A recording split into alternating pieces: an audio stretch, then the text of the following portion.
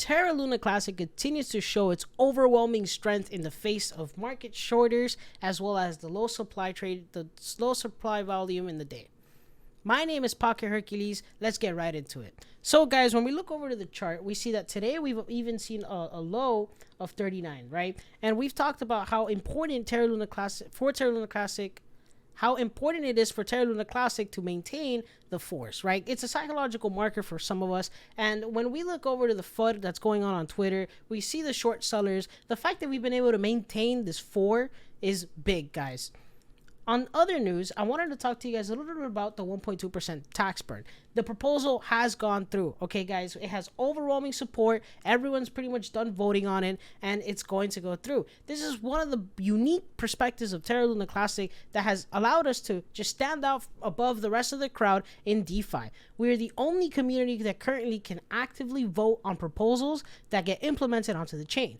This one happens to be about the 1.2% tax burn, which is just a simple parameter change. But nonetheless, this is big news for not just Terra Luna Classic, but DeFi as a whole. The point of the 1.2% tax burn is to bring down the total supply, the circulating supply of Terra Luna.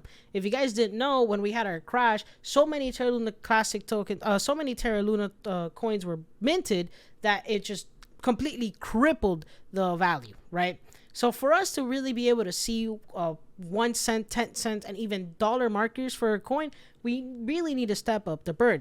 When we look at the big exchanges and that's where a lot of the volume gets traded for Terra Luna Classic, we see that there's already been a lot of adoption and a lot of support for this community initiative. MEXC was the first one to step out and set pave the way for the rest of the exchanges to follow through. We also saw KuCoin announcing a campaign to also implement a 1.2% tax burn on their exchange. And guys, when we really think about it, this is proof that we are being heard, okay? When we put our money into Terra Luna Classic, we're not just buying a coin and expecting it to go up. We're buying into a philosophy. We're buying into the idea that the people who use the currency on the day-to-day basis should be the ones deciding its fate, which to me is the most democratic thing to come out of crypto in a very long time. Cryptocurrencies are often seen as a completely decentralized way of transacting. And for the most part, that might have been the founding, the fundamental idea behind it, but that has not been the case throughout its time on this planet.